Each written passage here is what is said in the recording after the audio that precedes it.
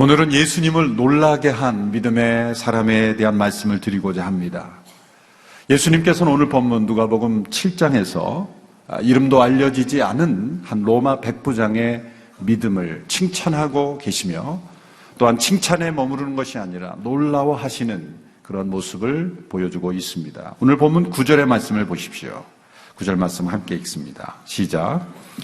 예수께서는 이 말을 듣고 백부장을 놀랍게 여겨 돌아서서 따라오던 사람들에게 말씀하셨습니다. 내가 너희에게 말한다. 이스라엘에서도 이렇게 큰 믿음을 본 적이 없다. 예수님께서 이 백부장을 놀랍게 여기셨다. 이 백부장의 믿음에 대해서 놀랍게 여기셨다. 그리고 이렇게 말씀하셨습니다. 이스라엘에서도 이렇게 큰 믿음을 내가 본 일이 없다. 예수님의 말씀처럼 이스라엘에 속한 먼저 선택을 받은 유대인들 중에서도 이렇게 예수님께서 놀라워하시고 칭찬하신 믿음이 없었습니다. 사실 예수님을 놀라게 할 믿음을 보여주어야 될 사람들은 누구였겠습니까? 사실 제자들 아니었겠습니까? 먼저 선택을 받았고 또 모든 것을 버려두고 예수님을 따랐던 이 제자들이야말로 예수님을 놀라게 할 믿음을 보여주어야 할 사람들이었습니다. 그러나 어떤 제자들 가운데 어떤 제자도 예수님을 놀라게 한 믿음을 보여준 사람은 없습니다. 오히려 믿음이 적은 자들아, 왜 나를 의심하느냐? 예수님을 함께 가까이 따라다니며 기적을 보며 예수님의 그 친히 육성의 말씀을 상황마다 들었던 제자들조차도 예수님에게서 믿음이 적은 자라는 그런 평가는 받았어도 내 믿음이 크도다, 내가 이만한 믿음을 본 일이 없다라는 평가를 받은 제자가 한 명도 없다는 것이죠. 오히려 신약 성경에 예수님으로부터 큰 믿음이다 라고 칭찬받았던 사람은 두 사람입니다. 두 사람 모두 이방인입니다. 한 사람은 여자고 한 사람은 남자입니다. 두 분 다 이방인이었어요. 마태복음 15장에 보면은 한 가나안 여인이 자신의 귀신 들린 딸을 예수님께 고쳐달라고 와서 간청하는 모습이 나오죠. 예수님이 침묵하시고 거절하시고 또 거절하셔도 그 주님 앞에 나와서 간구하였을 때 예수님이 그녀의 소원을 들어주시면서 내 믿음이 크도다 이렇게 칭찬하시는 장면이 나옵니다. 그리고 오늘 본문에 나오는 이 백부장, 마태복음 8장과 누가복음 7장의 이 두 본문이 동일한 사건을 기록하고 있는데, 이 한 로마 백부장의 이름도 알려지지 않는 이 백부장의 믿음을 칭찬하시면서 이 여인에게도 하지 않는 반응이 있었다는 거죠. 그 여인에게는 내 믿음이 크도다 그렇게 칭찬하셨지만 이 백부장의 믿음에 대해서는 칭찬하셨을 뿐만 아니라 오늘 본문에 보면 놀라워하셨다.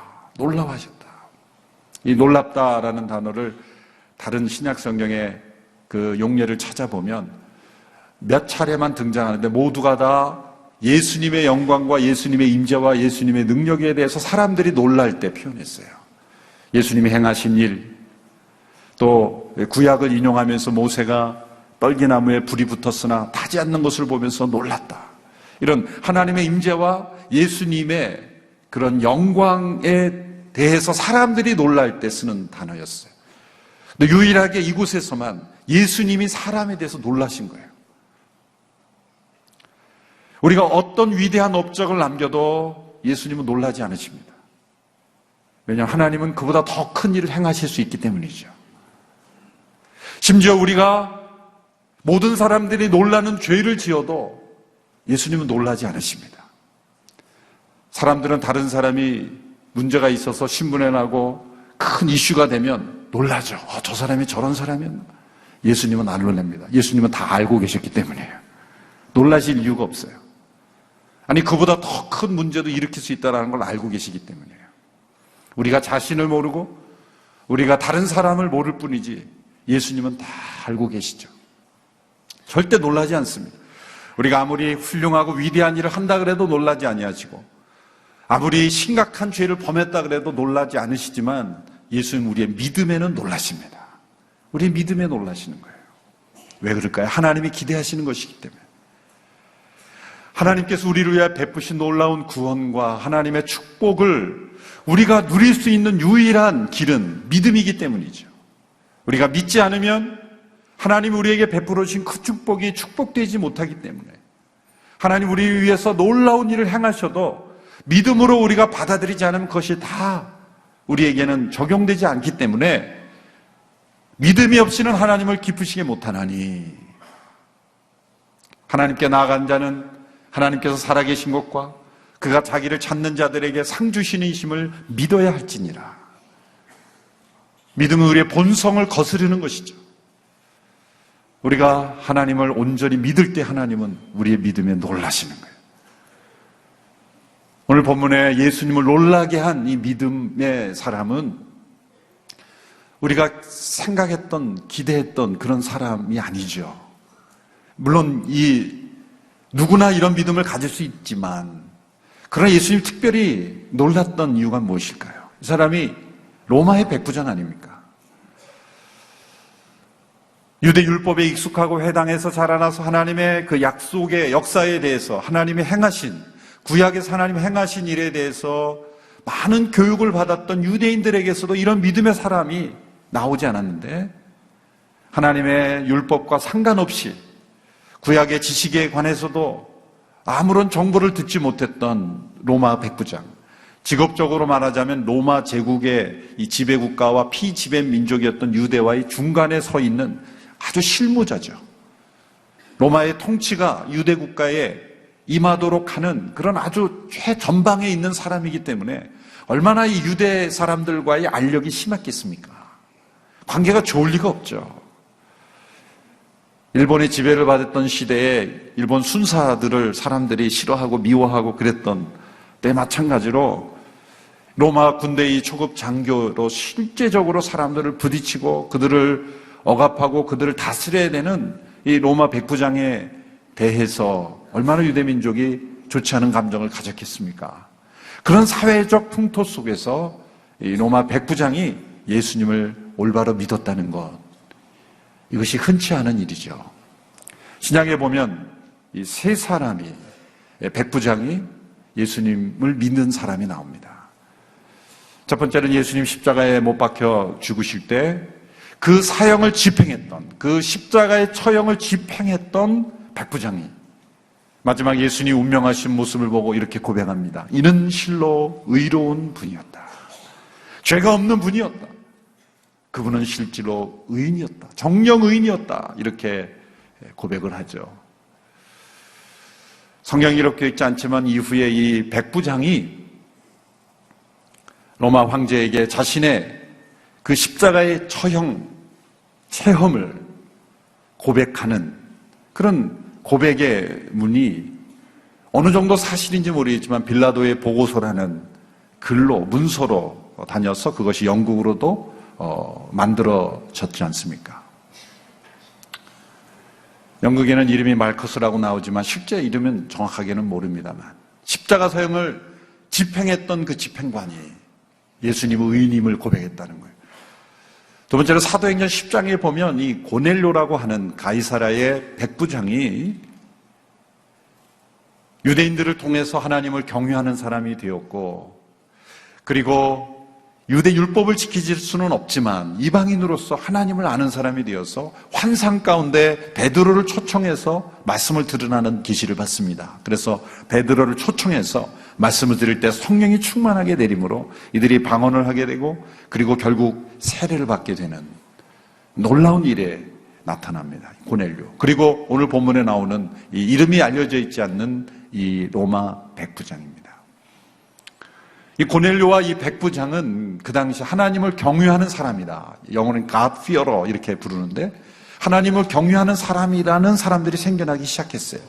로마 그 제국과 이 유대 민족이 함께 연결되어서 부딪히면서 살아가면서 그 가운데 이런 사람들이 등장하기 시작했죠.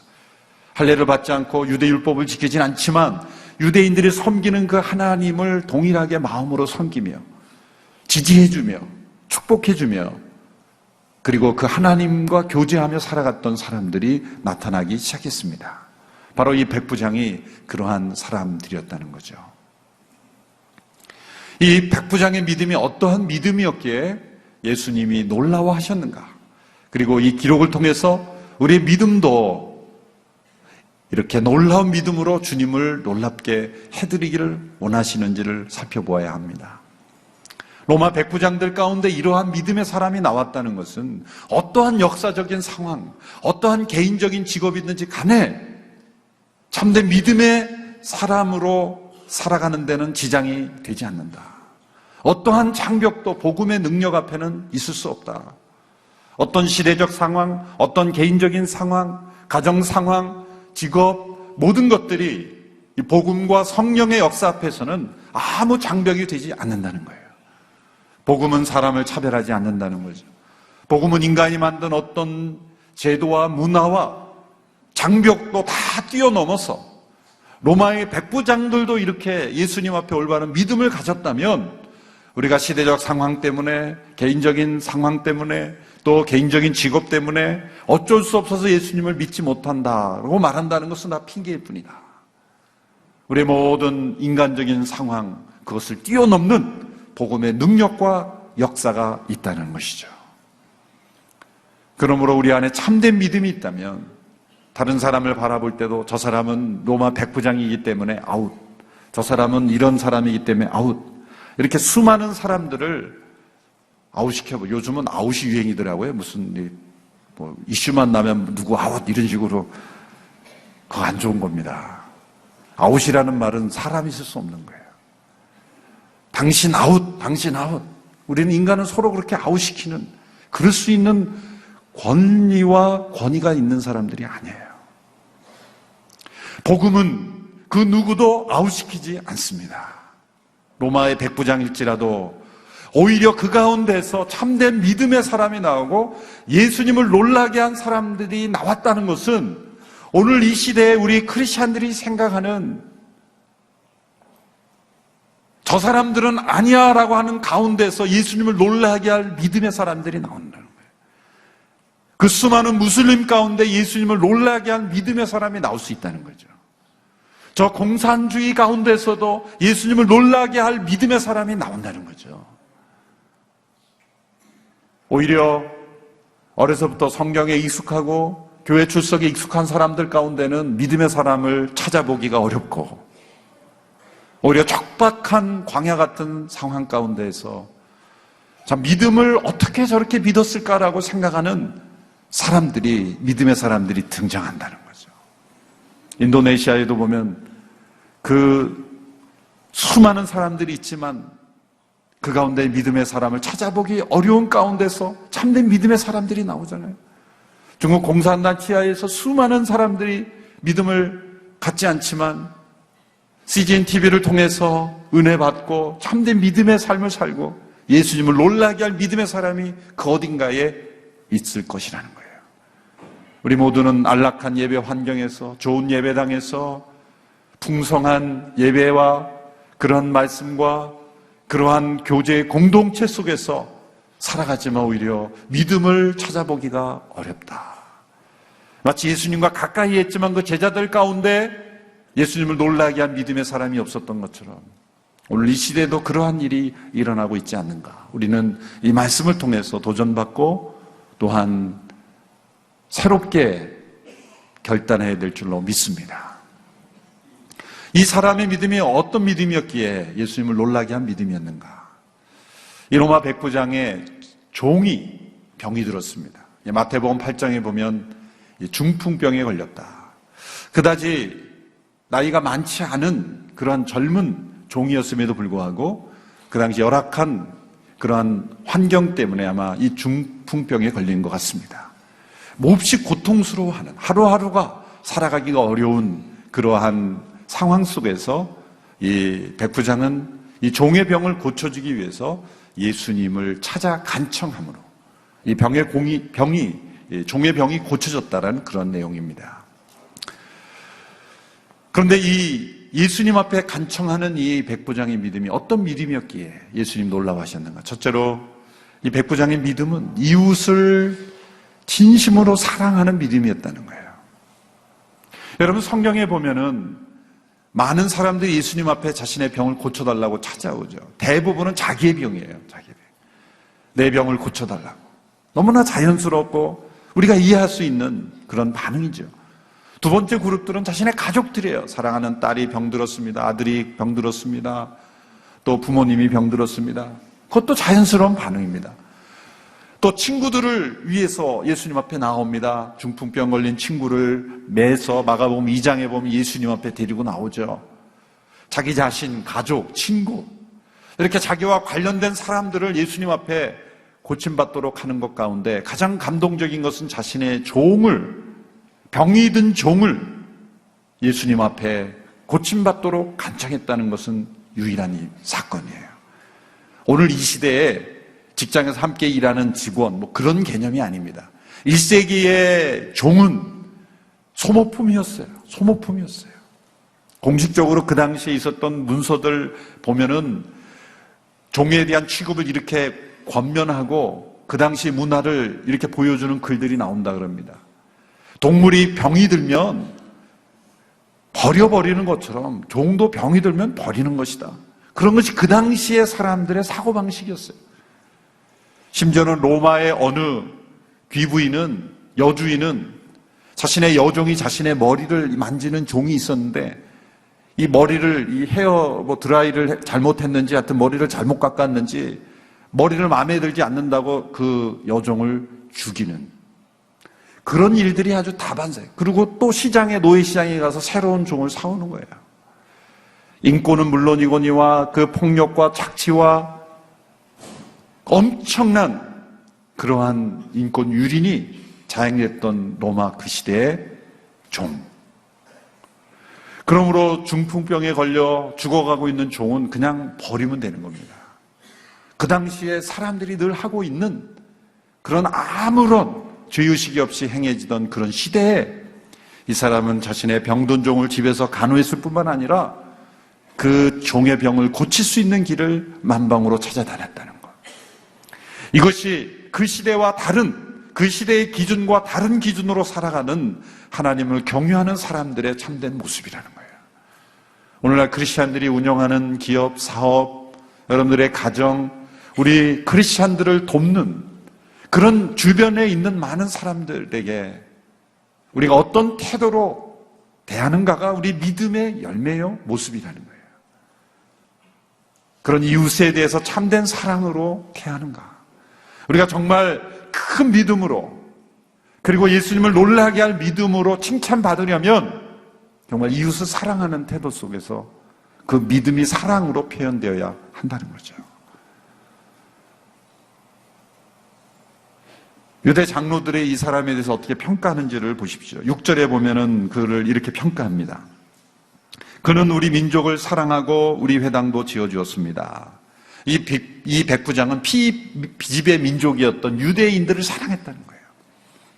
뿐만 아니라 유대인들이 중요시하는 회당도 자신의 돈을 들여서 지어주었다는 것.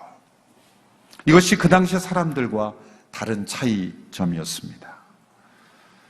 이웃을 사랑하는 것. 그는 구약의 율법을 다 알지 못하고 구약의 율법을 배우지도 못했지만 하나님을 사랑하고 이웃을 사랑하는 율법의 완성을 이미 행하고 있다는 거예요. 여러분, 구약에 나오는 모든 율법을 다 그대로 지켜야 하면 어떤 사람이 나와야 됩니까? 이런 사람이 나오는 거예요. 하나님을 사랑하고 이웃을 사랑하는 사람이 되어야 되는 거예요. 율법을 전혀 알지 못해도 하나님을 사랑하고 이웃을 사랑하면 구약 시대에 되돌아가면 이미 율법을 다 지키고 있는 사람이 되는 거예요. 그러므로 율법을 다 알아야 우리 하나님을 사랑할 수 있다는 게 아니죠. 하나님을 사랑하고 이웃을 사랑하는 이 백부장의 믿음이 사랑으로 표현됐다. 믿음, 소망, 사랑 이것은 항상 있을 것인데 왜 그랬습니까? 믿음이 있으면 참된 소망을 갖게 되고 믿음이 있으면 사랑하게 된다는 것이죠. 뗄 수 없다는 겁니다. 여러분, 주님을 놀라게 할 큰 믿음은 바로 이웃에 대한 큰 사랑인 줄로 믿습니다. 우리 주변에 있는 많은 사람들, 믿지 않는 분만 아니라 함께 저와 여러분과 함께 일하는 사람들이 정말 내가 믿음의 사람을 만나서 그 사람들 말로 내가 횡재했다, 내가 행운이다, 내가 정말 행복하다, 그러한 어떤 사람들의 평가, 아직 하나님을 알지 못하고 예수님도 알지 못하지만 그런 사람들을 통해서 믿음의 사람이라는 것은 이런 사람이구나, 그렇게 칭찬받을 때 그것이 예수님이 칭찬하시는 믿음이라는 것. 그래서 우리 함께 이 백부장을 통해서 도전받게 되기를 원합니다. 두 번째로 예수님을 놀라게 한 이 백부장의 믿음은 겸손한 믿음이었습니다. 이 백부장이 예수님께 자신의 종의 병을 고쳐달라고 간청할 때 특이한 점은 다른 사람을 보냈다는 거죠. 제일 먼저 그는 유대의 장로들을 보냅니다. 그 다음에 예수님 오고 계실 때 자신의 친구들을 또 보냅니다. 어떻게 보면 오해할 수 있어요. 자신이 직접 먼저 나서지 않고 먼저 다른 사람들을 내보냈다는 것, 다른 사람들을 통해서 간청했다는 것은 교만한 것처럼 보이고 권위주의적인 것처럼 보일 수가 있습니다. 그러나 그 본문을 자세히 보면은 이것이 교만이 아니라 겸손의 증거라는 것이 나옵니다. 왜냐하면 그는 이렇게 고백했기 때문입니다. 6절 후반부부터 7절 초반부까지 이렇게 백부장은 고백합니다. 우리 함께 읽어볼까요? 시작. 필요가 없습니다. 저는 주를 제 집에 모실 자격이 없습니다. 그래서 제가 직접 주께 나아갈 엄두도 못 냈습니다. 저는 주님을 모실 자격이 없습니다. 그리고 제가 직접 주께 나아갈 엄두를 못 냈습니다. 그래서 유대의 장로들을 먼저 보낸 것이죠. 그런데 이 유대의 장로들이 예수님께 와서 이 부탁을 합니다. 이 백부장의 부탁을 듣고, 이 백부장이 회당도 지어주고 유대인들을 사랑했기 때문에 유대의 장로들도 그 백부장의 좋은 마음이었죠. 예수님께서 뭐라고 얘기하는지를 보십시오. 4절에 이렇게 말합니다. 우리 같이 읽습니다. 시작. 장로들이 예수께 와서 간곡히 부탁했습니다. 이 사람은 선생이 그렇게 해주실 만한 사람입니다. 그는 우리 민족을 사랑하고 우리 회당도 지어주었습니다. 유대의 장로들의 평가는 이겁니다. 그렇게 해주실 만한 자격이 있는 사람입니다. 이 사람은 그런 은혜를 받을 수 있는 자격이 있는 사람입니다. 그렇게 평가했는데 정작 백부장 자신은 뭐라고 고백합니까? 나는 자격이 없습니다. 예수님께 나아갈 자격이 되지 않습니다. 그를 아는 모든 사람들은 정말 그 사람은 그럴 자격이 있습니다. 그런 좋은 사람입니다라고 평가했지만 정작 자기 자신은 나는 그럴 자격이 없습니다. 이게 참된 겸손의 증거입니다. 교만한 사람은 어떤 사람입니까? 정반대로 생각하면 되죠. 모든 사람은 저 사람은 그럴 자격이 없어라고 생각하는데 자기 자신만 나는 그럴 자격이 있어라고 생각하는 거예요. 이 교만이에요. 그런데 이 백부장은 겸손했어요. 백부장이 이런 고백을 한 것은 다른 사람보다 부도덕한 삶을 살아서도 아닙니다. 자신 로마 백부장이라는 지위가 낮아서 그렇게 생각한 것도 아니에요. 그는 다른 사람과 다른 기준을 가졌기 때문이에요. 겸손이란 올바른 기준을 찾아야 찾아올 수 있는 거예요. 왜 교만합니까? 기준이 달라서 그래요. 다른 사람을 기준으로 보면 자신은 늘 비교적으로 우월한 사람이 되는 거예요. 다른 사람을 기준으로 하면은 자기 자신은 늘 열등한 사람이 되는 거예요. 교만과 열등은 하나입니다. 동전의 앞뒤면입니다. 교만한 사람이 그 속에 들어가면 열등감이 많아요. 열등한 사람은 교만한 사람이에요. 왜? 기준을 다른 사람으로 설정했기 때문이에요. 참된 겸손은 유일한 기준을 하나님으로 세우는 것입니다. 하나님 앞에 설 때에 하나님을 내 인생의 기준으로 삼을 때 우리는 교만할 이유도 없고 열등할 이유도 없는 것입니다. 우리 모두는 다 자격 없는 존재일 뿐인 것이죠. 그것은 열등감이 아니라 참된 자기 인식인 것입니다.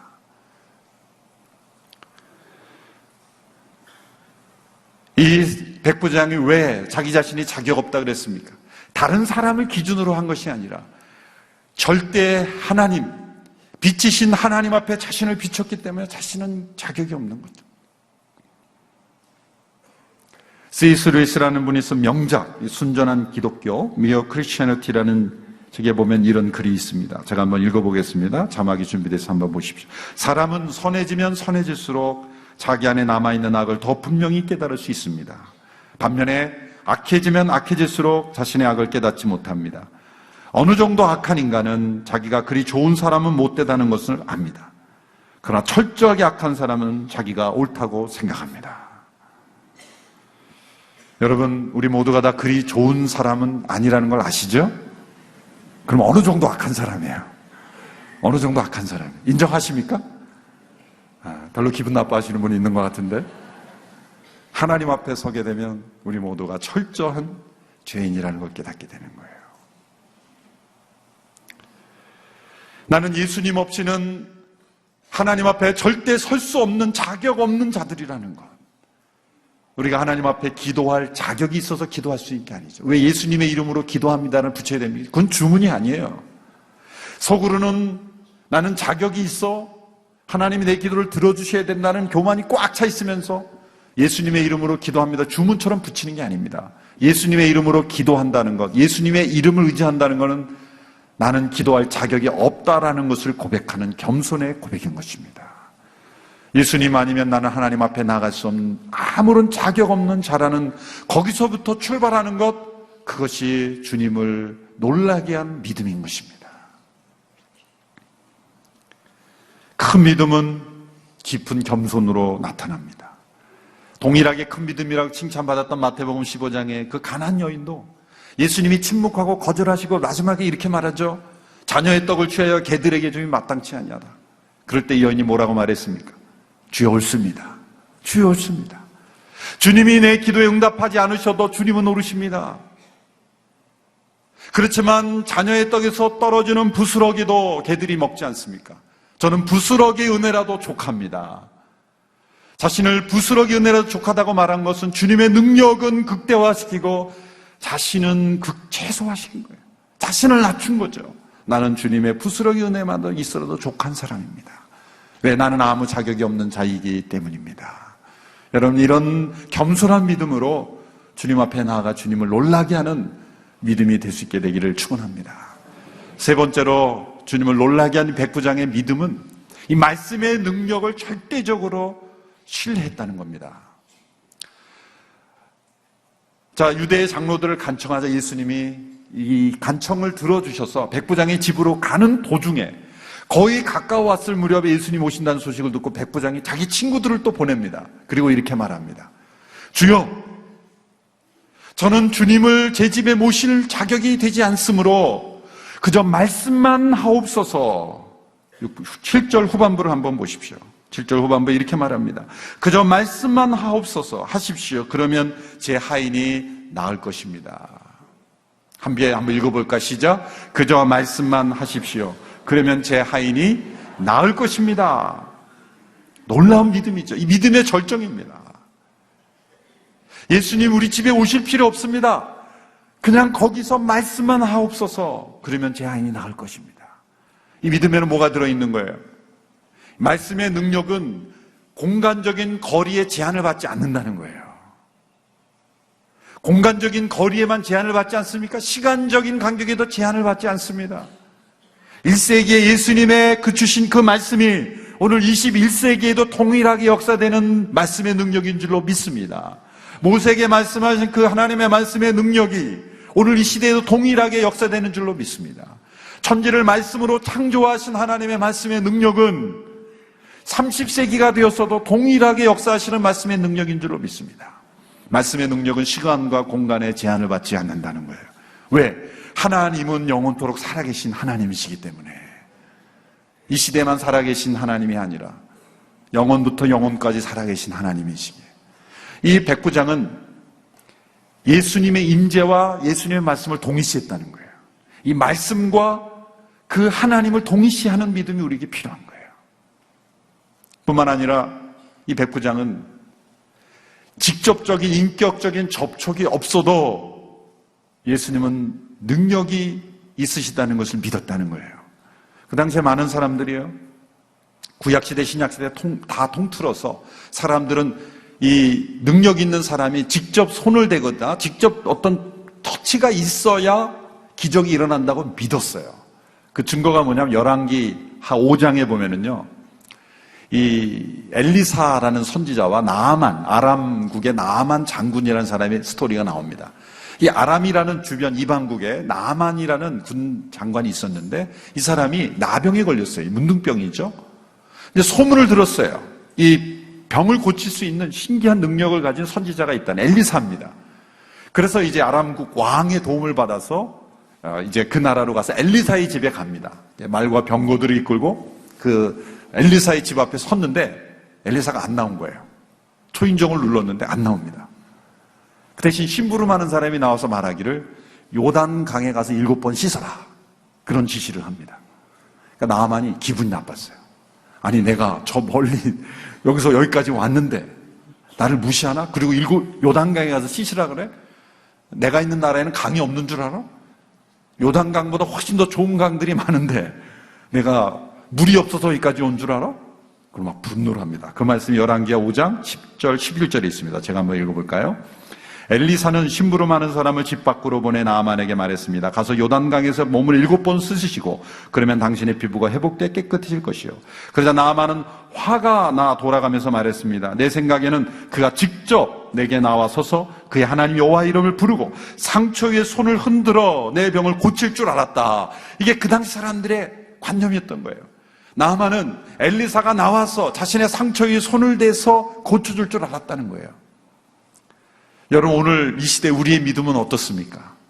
어떤 그 능력을 가진 분이 신의 은사를 가진 분이 고쳐준다 그럴 때 그 집 앞에 갔는데 엘리사처럼 말이죠. 돌아가시오. 그럼 나을 것입니다. 그럼 믿습니까? 그래도 안수라도 해주는 게 더 효과가 있지 않을까? 안수도 안 해주고 그냥 말만 하면 믿을까요? 그러니까 이 나만이 기분이 나쁜 거예요. 그러다가 그냥 돌아가 버리자 그러고 가다가 주변에서 간곡하게 그래도 여기까지 왔는데 그냥 그래서 어쩔 수 없이 가서 했을 때 마음을 입은 거예요. 자, 이 당시에 사람들도 동일했습니다. 만나야 되고 접촉해야 기적이 일어난다고 믿었는데 이 나만이 아니라 이 백부장은 정반대였다는 거예요. 말씀만 하세요. 그러면 제 아인이 나을 것입니다. 얼마나 놀라운 믿음입니까? 인격적인 접촉이 없어도 시간과 공간이 떨어져 있어도 이곳에서 말씀하시면 저곳에서 역사합니다. 이런 말씀에 대한 철저한 믿음이 주님을 놀라게 한 믿음이었다는 것이죠. 어떻게 이 백부장이 이런 믿음을 어디서 얻었을까? 놀랍게도 자신의 일상적인 군인으로서의 삶 속에서 체득했다는 거예요. 구약을 읽으면서도 아닙니다. 일상적인 삶 속에 그가 뭐라고 고백하는지 보십시오. 8절의 말씀 우리 같이 한번 읽어보겠습니다. 시작. 저도 상관 아래 있으면서 제 아래도 부하들이 있는 사람입니다. 제가 부하에게 가라 하면 가고 오라 하면 오며 하인에게 이것을 하라 하면 합니다. 로마의 백부장으로서 100명의 자신의 지위를 받는 군사들이 자기가 집에서 하라 그러면 하더라는 거예요. 그 명령의 권위가 집행되지 않습니까? 하인에게 하라라고 하면 그 권위에 따라서 움직이지 않습니까? 그러므로 예수님이 어느 곳에 있든지 예수님이 말씀하시는 그 말씀의 권위가 실행될 것 아니겠습니까? 그는 군인으로서의 일상적인 체험에서 영적인 원리를 깨달았다는 거예요. 얼마나 놀라운 일입니까? 하나님의 일반 계시죠. 만물의 만왕의 왕이시고 만유의 총사령관이신 하나님께서 말씀하시면 그 말씀의 능력은 어느 곳에 어떤 시대든지 그대로 이루어진다. 그것을 그는 믿었다는 거예요. 여러분 이런 말씀에 대한 절대 확신을 가지고 우리 주님을 놀랍게 하는 믿음의 사람이 될 수 있게 되기를 축원합니다. 백부장은 그저 말씀만 하시면 낫습니다. 이렇게 고백했는데 예수님 어떻게 반응하셨습니까? 예수님의 마지막 반응이 더 놀라워요. 예수님은 아무 말씀도 하지 않으시고 칭찬만 하셨어요. 놀라워하시만 하셨어요. 이스라엘에서도 이만한 믿음은 내가 보지 못하였다. 놀라워하시고 칭찬만 하셨어요. 자, 말씀만 거기서 하십시오. 그러면은 말씀하셔야 되잖아요. 내 종이 나을지어다. 내 종은 나을 것이다. 뭐 이런 멘트가 나와야 되는데 예수님은 한 말씀도 이 종의 병이 고쳐지는 것에 대해서는 말씀하지 않으셨어요. 그런데 놀라운 것은 그 집에 가보니까 나아 있었다는 거예요. 그러니까 예수님은 더 놀라운 분이시죠. 예수님은 이 백부장의 믿음에 놀라웠지만, 이 믿음이 놀랍지만 예수님은 그 놀라운 믿음보다 더 놀라운 분이신다는 거예요. 예수님은 아무 말씀도 하지 않으시고 고치시는 분이라는 거예요. 예수님은 한 말씀도, 말씀의 이 매개체, 말씀이라는 그 매개체, 그 주님의 임재하심을 통해서 나오는 매개체가 있어야 역사되는 줄로 믿으지만 말씀 없이도 하나님은 놀라운 일을 행하시는 분이라는 거예요. 얼마나 놀랍습니까? 주님은 이 백부장의 믿음에 놀랍지만 우리는 그 예수님의 더 놀라운 주님의 능력에 우리는 놀라야 하는 것입니다. 한 말씀도 하지 아니하시고 놀라운 일을 이루실 수 있는 그분, 꼭 말씀하셔야 일을 이루시는 것이 아니라 속에 의지와 뜻만을 가지고도 역사되게 하시는 주님의 놀라운 능력을 우리는 이 사건을 통해서 발견하게 됩니다. 백부장이 이러한 믿음에 놀라운 사람이 되어 예수님을 놀라게 할 수 있었다면 우리가 어떤 상황과 환경과 어떤 직업과 어떤 나이와 어떤 시대, 어떤 성편에 있든지 간에 믿음으로 살아간다는 것은 가능한 일이다 라고 우리에게 말씀하시고, 정말 우리가 참된 믿음의 사람이라면 그 당시에 종을 긍휼히 여기고 사랑했던, 유대민족을 사랑했던 백부장처럼 이웃에게 우리가 참된 사랑의 태도로 나가는 것이 믿음의 증거예요. 그리고 자신을 정말 자격 없는 자로 주님 앞에 겸손하게 낮추는 것이 믿음의 증거예요. 그리고 그 말씀의 권위가 시간과 공간의 제한을 받지 아니하고 말씀만 하시면 역사하신다는 그 믿음으로 나가는 것이 참된 믿음의 사람인 줄로 믿습니다. 이런 믿음을 우리가 날마다 배워가고 체험해가는 우리 모두가 되기를 주님의 이름으로 축원합니다. 기도하겠습니다. 백부장의 믿음을 통해 도전받고 다시 한번 우리의 믿음을 새롭게 합니다.